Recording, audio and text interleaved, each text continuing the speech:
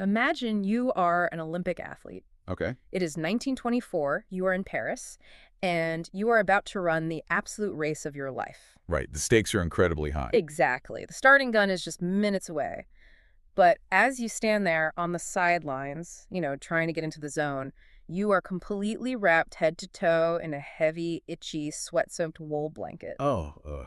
Just awful. And not just wrapped in it, you are actually wearing it. Because that heavy, sensory nightmare of a garment was the world's very first tracksuit. It is, it's a completely jarring image for anyone looking at modern sportswear today. It really is. I mean, high fashion and athletic sweat have traditionally existed in completely different universes, right? Ew. To look at a vintage wool warm-up suit, you would never in a million years predict its future trajectory. Yeah, you look at what's hanging in our closets right now, or, what's walking down the luxury runways in Paris or Milan today, and you realize that the ultimate symbol of contemporary luxury is that exact same garment. Yeah, it's wild. It's an everyday wardrobe staple for so many of you listening right now. So, welcome to this custom-tailored deep dive, where our mission today is to trace the completely unlikely, surprisingly fascinating evolution of the tracksuit. It's quite the journey. We are taking you from those sweaty, utilitarian, wool-draped fields of the early 20th century all the way to the cashmere-lined corridors of modern high fashion. It really is like one of the most remarkable aesthetic transformations in history. Totally. We are talking about a garment that was essentially locked inside a locker room, strictly meant for physical labor and utility, that somehow break out to become a global style phenomenon. Okay, let's unpack this, because to understand how we eventually got to premium fabrics and work-from-home chic, we have to stay in that 1920s athletic village for a moment. Right, back to the wool. Back to the wool. The tracksuit was born out of pure, unadulterated necessity. The very first designs were created strictly for Olympians, runners, and football players. Yeah, purely functional. The design mandate was singular, keep the muscles warm. But I have to stop at the fabric.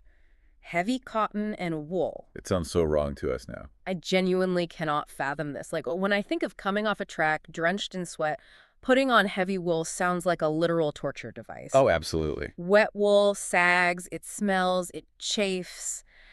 How did anyone actually move in that, and why was basic human comfort completely ignored? Well, what's fascinating here is that performance was the absolute only focus. But you have to redefine what performance actually meant in this specific era. What do you mean? Well, you are thinking of it as activewear, but it wasn't activewear, it was inactivewear. The tracksuit wasn't designed for the sprint, it was designed for the waiting. Wait, really? So it was purely a sideline garment? Entirely, yeah. Think about the physiology of a sprinter. A cold muscle is like a cold rubber band. If you pull it quickly, it snaps. Ouch. Right. Right. But a warm muscle is pliable, it's elastic, and it fires faster. You need those muscles to stay incredibly hot before the starting gun goes off. That makes sense. And you also need to prevent them from cooling down too rapidly in the wind afterward, to avoid severe cramping or tearing. Okay, but still, wool. Well, in the early 20th century, we didn't have moisture-wicking synthetics. Big point. But what we did have was wool. And wool fibers have a natural crimp to them. They actually look like tiny coiled springs under a microscope. Really? Like little coils? Yeah, and when they're woven together, those coils create thousands of tiny pockets of dead air. Oh, and dead air is an incredible insulator. Exactly. So it's basically a wearable thermos for your hamstring. A wearable furnace, exactly. Yeah. And the natural lanolin on the wool even provided a bit of water resistance against light rain. Okay, I see the utility now. So yes, it was heavy, and it wasn't flattering. The silhouettes were massive and baggy, mostly to fit over their actual running gear. Right, no sleep tailoring there. None at all. There were no logos. It was a piece of sporting equipment, just like a wrench or a hammer. It didn't need to look pretty to do its job. So it's locked in this purely functional space. But for a heavy, scratchy wool garment to escape the sports arena and enter the everyday civilian wardrobe, it clearly needed a cultural vehicle to carry it out of the stadium. Definitely. And that vehicle really started revving its engine a few decades later, peaking in the 1970s and 1980s. Ah, the golden era of sports stars. Right. This is the era when sports stars transcended their respective games to become global pop culture icons. Yeah. You have the jogging craze of the 70s pulling athletic wear into the suburbs, but the true cultural takeover, the moment the tracksuit stopped being something you sweat in and became something you're seen in, was really driven by the hip-hop movement. This is where the visual history gets incredibly vivid. Hip-hop artists and butt boys took this athletic gear and completely recontextualized it. They absolutely did. They started wearing these bright, vibrant, coordinated matching sets. They paired them with pristine sneakers, heavy gold chains, bucket hats. It was a massive injection of bold personal style. The styling was just revolutionary. By treating the track jacket and the track pant not as separate utilitarian pieces, but as a deliberate, unified suit, hip-hop artists elevated the garment into a definitive fashion statement. It wasn't just gym clothes anymore. Exactly. It signaled a shift. You were wearing a tracksuit to project status and belonging. But the physical demands of that culture must have required a change in the garment itself, right? That's sure. Because if you are breakdancing, literally spinning on your back on a piece of cardboard on concrete, that original wool or early cotton blend canvas is going to get shredded in about 10 seconds. Streetwear needed armor. That is a perfect way to look at it. The necessity of the street forced manufacturers to rethink the fabric entirely. So they ditched the natural fibers. Yeah, as we move into the 1990s, streetwear culture flourishes, and the tracksuit becomes the everyday uniform for millions. The silhouettes got extremely baggy and oversized, rejecting traditional tailoring. Right, the iconic 90s fit. And to accommodate this massive, active lifestyle, designers moved away from natural fibers and went all in on synthetic fabrics, specifically polyester. Now, here's where it gets really interesting because, generally speaking, early synthetics were essentially woven plastic. Pretty much, yeah. They trap heat, and they aren't nearly as breathable as cotton.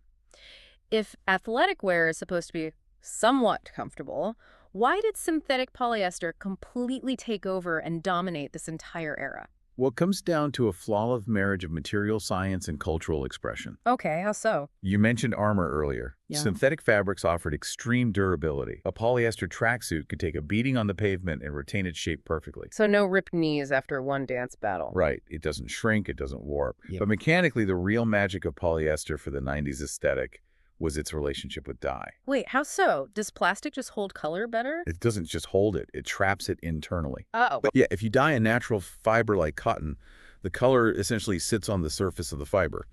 Over time, with washing in sunlight, it fades. Right, like an old vintage tea. Exactly.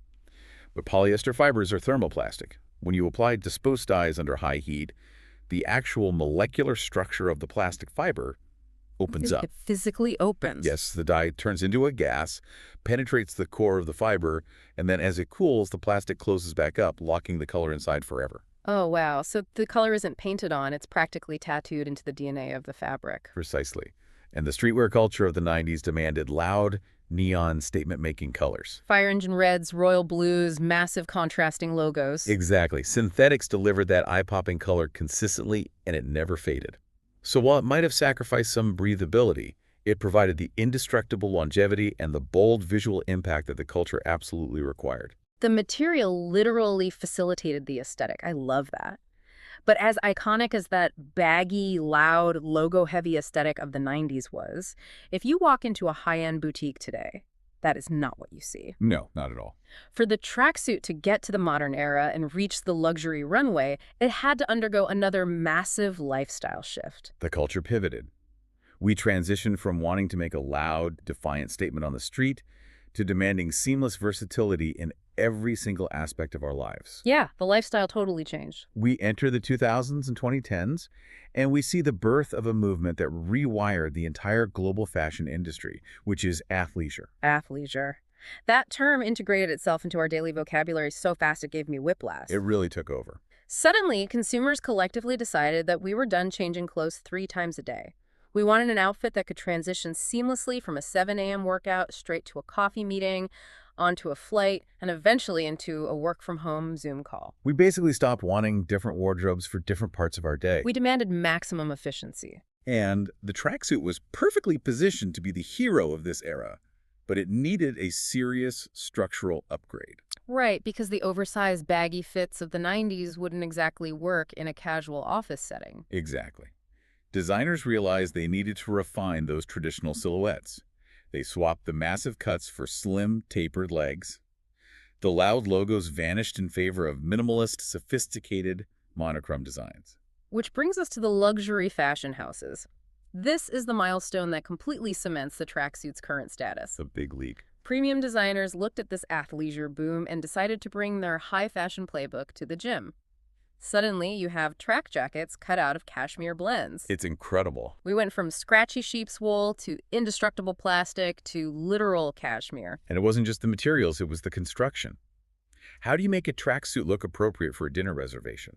It requires what you might call architectural retrofitting. Architectural retrofitting. Okay, you have to explain that. Well, think about how a traditional blazer is built.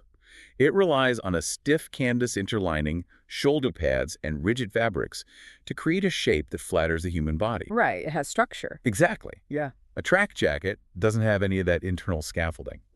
So modern luxury designers started using ultra-dense double-knit fabrics. Oh, I've felt those. They're super heavy but stretchy. Yes. Materials that have the stretch and forgiveness of athletic wear, but the structural tension and weight to hold a crisp shape like a high armhole or a sharp collar. That is brilliant. They use the tension of the fabric to replace the stiffness of a suit. It's a huge engineering feat. It makes total sense when you look at the styling trends. If you look at trend tracking platforms like Apparelizer, you can actually see the consumer data shift in real time. Oh, absolutely. The data reflects this perfectly. People stopped searching for gym clothes and started searching for smart casual sets. The data shows people layering a tailored tracksuit jacket under a structured wool overcoat for a polished appearance. It's such a modern look. Wearing a track jacket under a formal coat and having it look entirely appropriate, or combining monochromatic sets with luxury leather accessories. It became elevated streetwear. And let's not forget the travel sector. Oh, definitely. Using premium, breathable micromodals for long flights, the styling possibilities became infinite because the garment itself was re-engineered from the thread up to support multiple environments. So, what does this all mean? When I look at this timeline, I can't help but compare it to what happened with men's footwear, like the sneakerification of the dress shoe. That's a really good comparison. One day, leather Oxfords were rock hard, and the next day, they all secretly had thick, comfortable foam running soles hidden inside them. So let me ask you, did high fashion lower its standards to accommodate our modern obsession with comfort, or did the tracksuit simply raise its game to meet the standards of luxury? Well, if we connect this to the bigger picture, it's really neither. Really? Yeah, it's not about one lowering and the other rising. It's about the boundary line between the two being completely erased. I see. Consumers fundamentally changed their value system. We began to value versatility above all else. We want garments where style and practicality coexist perfectly. We want it all. Exactly. Yeah. A modern consumer refuses to be physically uncomfortable just to look wealthy, but they also refuse to look sloppy just to be comfortable. It's the ultimate compromise that doesn't actually require a compromise. You get the tailored construction that flatters the body, the premium fabrics that maintain a polished appearance, and the mechanical stretch to sit cross-legged on a couch. Best of both worlds. But now that the tracksuit has conquered the street, the office, and the runway, it feels like we've hit the ceiling on styling. The next major evolution isn't about how it looks or how it fits, but how the garment is fundamentally made. And that brings us to the present day. The modern era of the tracksuit is currently being defined by the sustainable frontier. Which is huge right now. Massive. As environmental awareness grows, the fashion industry, which has historically been one of the most wasteful industries on the planet, is being forced to completely overhaul its supply chain. The push for eco-friendly practices is everywhere. We are seeing a huge pivot toward materials like organic cotton, which removes harmful synthetic pesticides from the farming equation. That's a big step. But the really big one is recycled polyester. Taking plastic water bottles that would otherwise sit in a landfill for 1,000 years and spinning them into high-performance athletic yarns. Yeah, the industry is committing to creating responsible fashion solutions because the modern consumer is demanding it with their wallets. They are actively seeking out apparel that aligns with their environmental values. But I have to push back a little here, just based on my own history with early eco-friendly fashion. Okay, let's hear it. If we rewind maybe 10 or 15 years, if someone handed you a shirt and proudly announced it was made from recycled plastic bottles, you instantly braced yourself. For sure, they were terrible. Those early sustainable clothes felt like wearing a burlap sack. They were scratchy, rigid, and they severely lacked the moisture-wicking performance of virgin synthetics. So how do brands sell luxury at high price points if the fabric feels